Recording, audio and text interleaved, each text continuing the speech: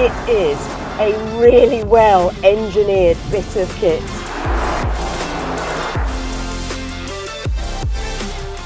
They're as soft as a rabbit's nose.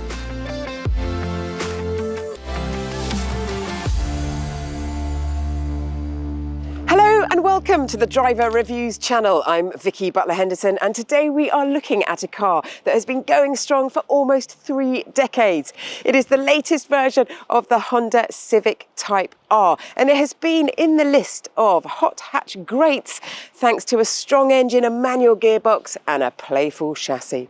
Before you settle down and watch more, please press like and subscribe, and if you could do that now, that would be much appreciated, and you'll be notified each time we post something new.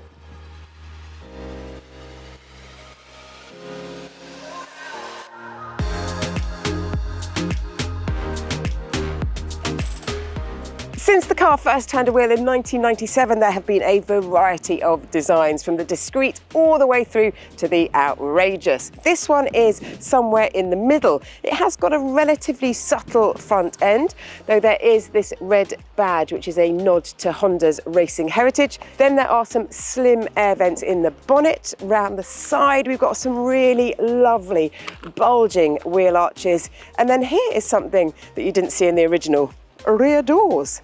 Round the back, and things have gone a bit crazy.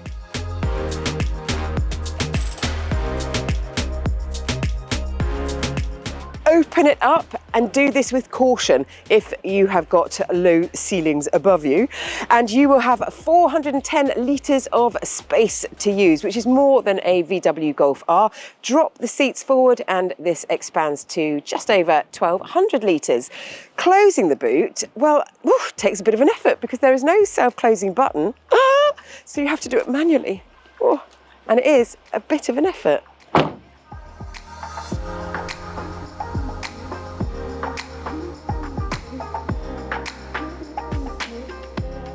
These unique wheels are wrapped in Michelin Pilot Sport 4S tyres, which recently won the Best Tyres for High Performance Cars category in the DriverReviews Customer Choice Awards. Highly rated by thousands of drivers, these tyres boast an impressive rating of 4.8 out of 5 stars.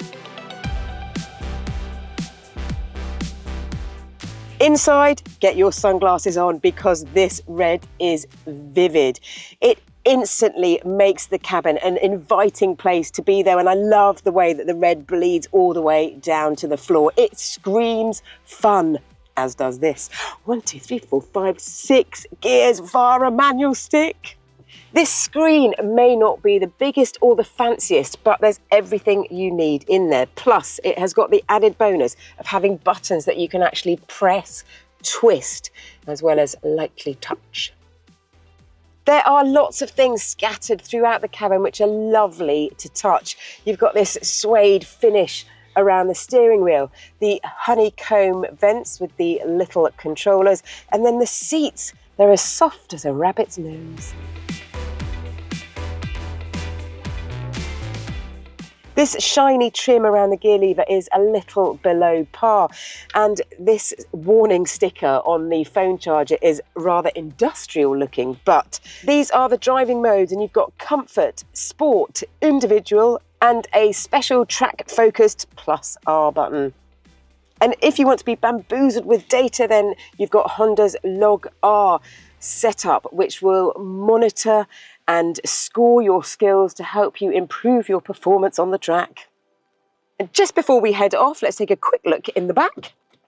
In contrast to those red front seats, it is black in here, and it's a strict 2-seater. There's no third seat belt, or indeed seat, because that is taken up by 2 industrial cup holders.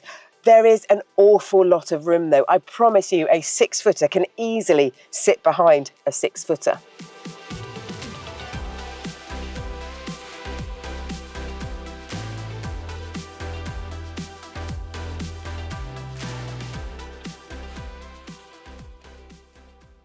DriverReviews partners with many of the largest tyre retailers in the world, bringing you thousands of verified and unbiased customer tyre reviews. Our independent reviews cover over 70 different tyre brands across all price ranges and feature leading brands including Goodyear, Dunlop, Michelin, Continental, Hankook and many more. So when you're searching for new tyres, look out for the DriverReviews logo to give you peace of mind that the reviews come from real customers just like you. To discover your local DriverReviews partner website and to find out the winning tyres of this year's Customer Choice Awards, visit driverreviews.com. Out on the road, and I'm going to get all the bad bits out of the way early on. So,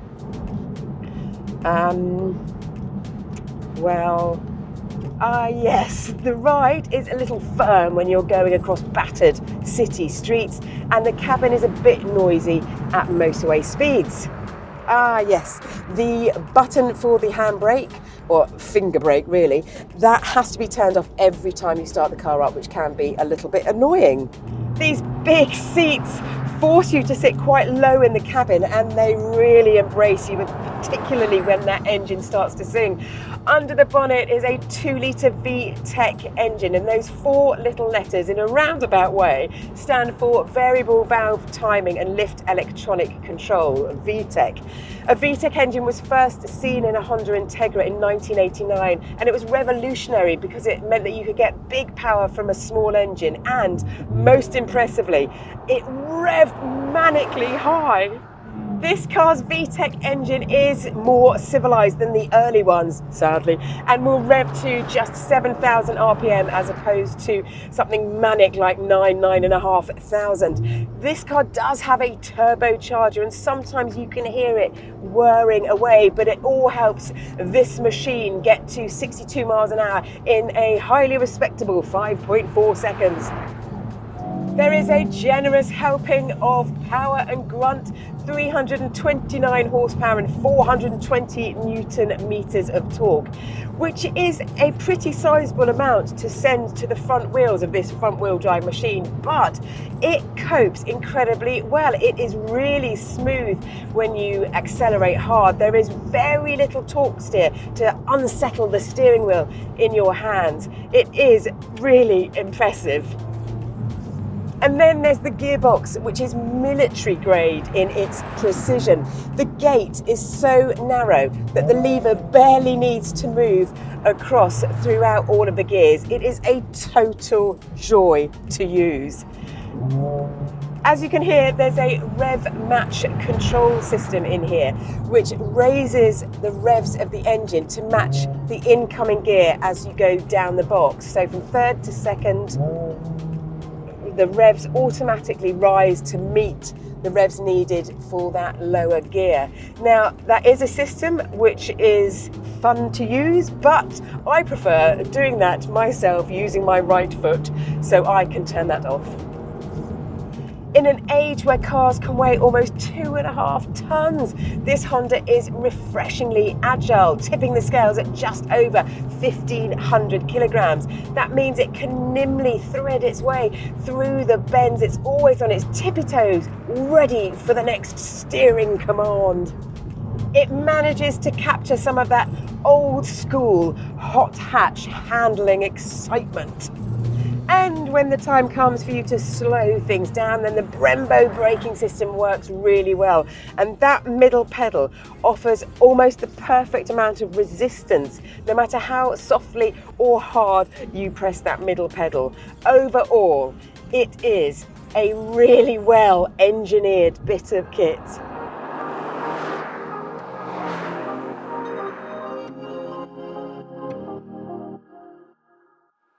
There is something that I have neglected to share with you, and that is the price. It is £50,000.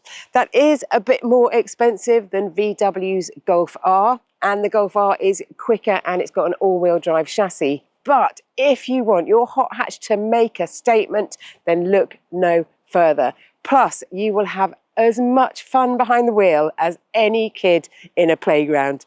Thank you so much for watching Driver Reviews today. Please let us know your thoughts on the Civic Type R in the comments section. And please press like and subscribe so that you're notified each time we post something new.